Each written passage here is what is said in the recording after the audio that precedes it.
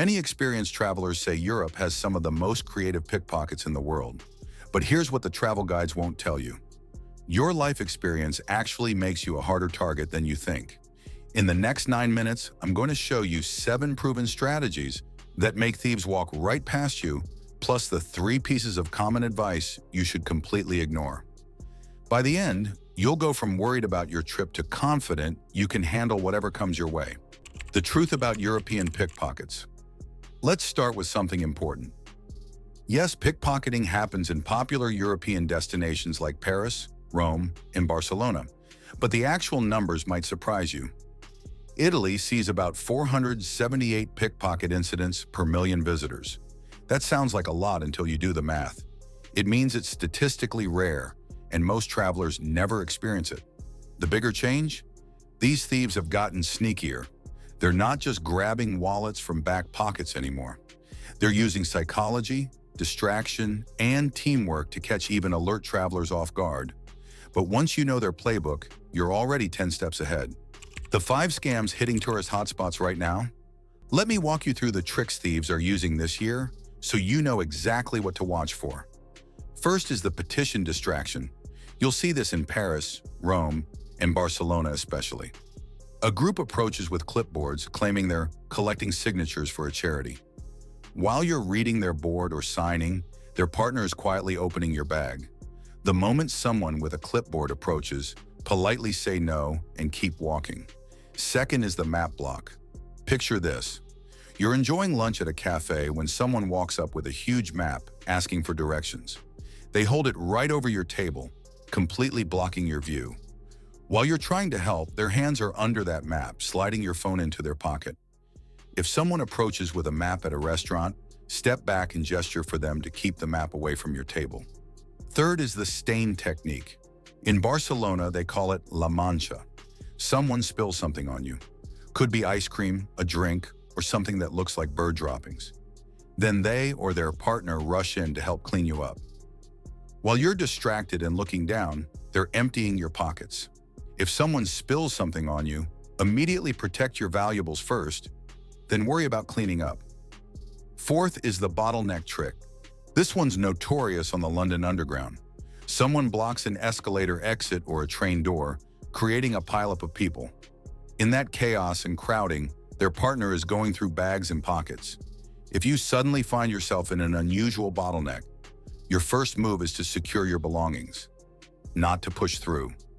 And fifth is the friendly helper con. They might dress as a police officer asking to see your documents. They might pretend to help you with a broken camera. They might offer directions when you look even slightly confused.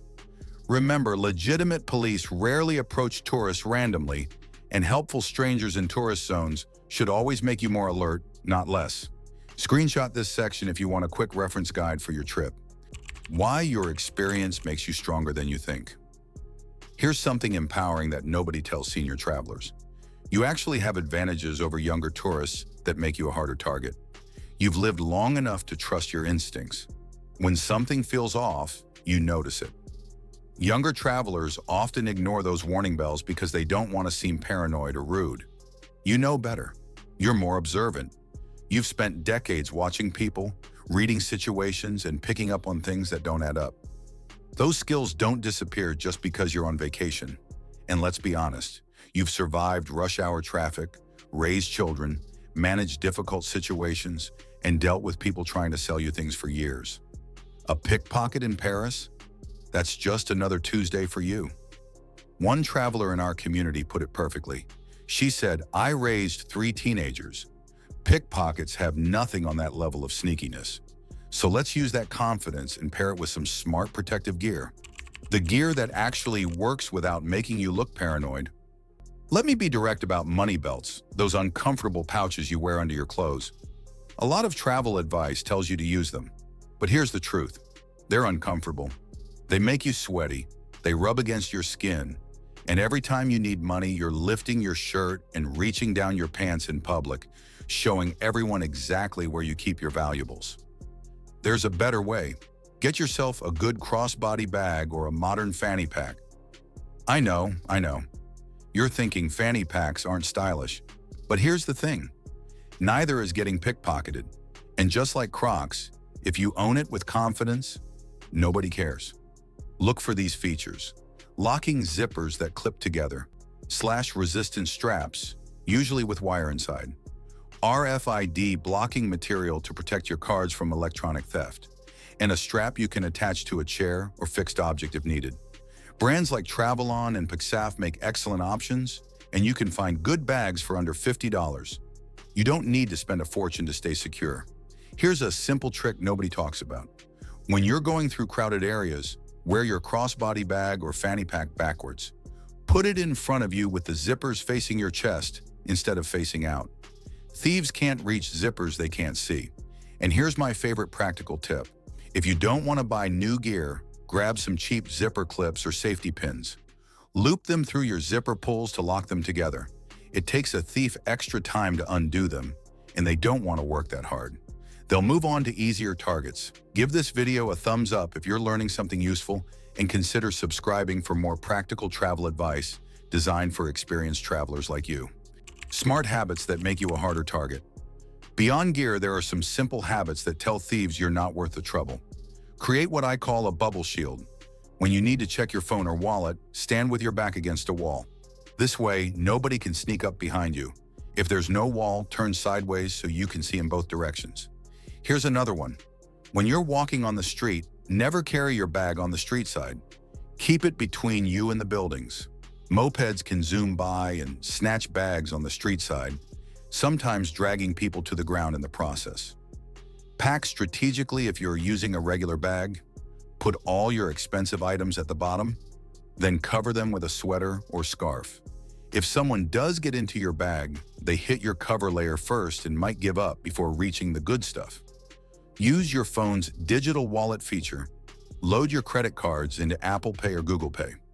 Here's why this matters. If your physical card gets stolen and you have to cancel it, your bank will issue a new card number. That new number automatically updates in your digital wallet, so you can keep using your phone to pay while you wait for the physical card to arrive. It's a lifesaver.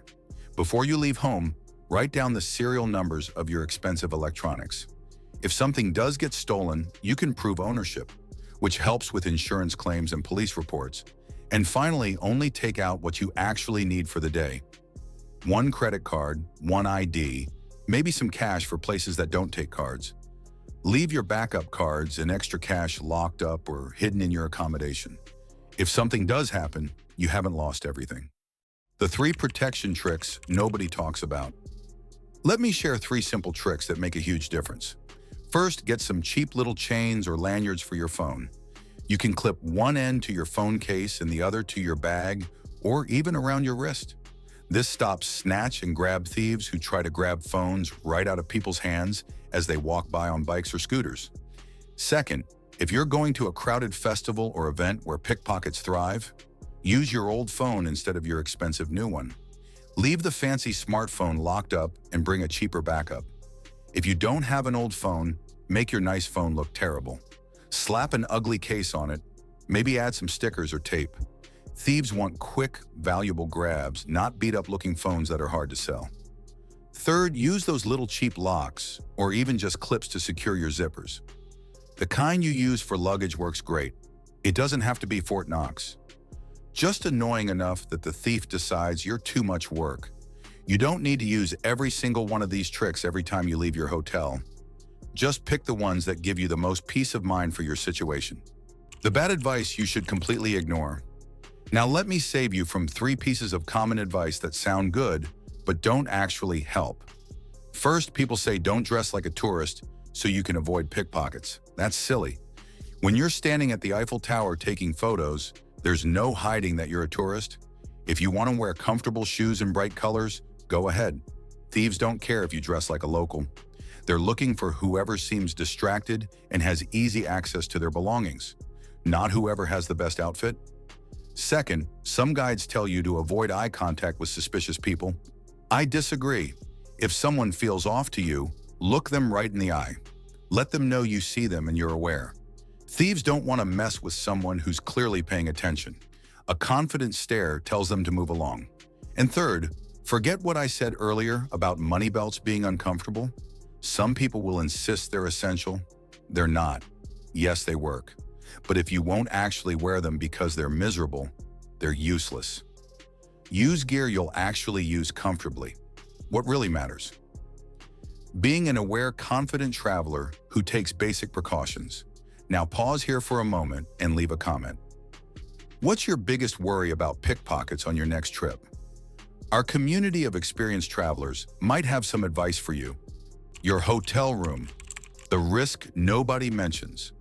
Even if you do everything right on the streets, there's one place most travelers let their guard down completely. Your hotel room. Hotel thieves use completely different tactics. They know when cleaning happens. They know which rooms have expensive-looking luggage visible. They sometimes work with or pose as staff members. I cover the specific strategies for protecting your belongings in your accommodation in another video, including where to hide things, what never to leave in your room, and how to tell if someone's been in your space. The tactics might surprise you. The confidence mindset that changes everything. Here's the mindset shift that makes all the difference. Being aware doesn't mean being afraid. You've earned this trip. You've worked hard, saved money, and you deserve to enjoy exploring Europe's incredible history, art, food, and culture. Don't let worry about pickpockets steal your joy. That would be letting them win without even trying. Think of these precautions like wearing a seatbelt. You buckle up every time you drive, but you don't spend the whole drive terrified of an accident. You just take a simple precaution and then enjoy the ride. Same thing here. Use a secure bag. Keep your valuables close. Stay aware of your surroundings. Then relax and soak in the experience of a lifetime. And remember, you're not alone in this. You're part of a community of experienced travelers who have your back and have been exactly where you are now. If this helped you feel more confident about your European adventure, I'd love to hear about it in the comments.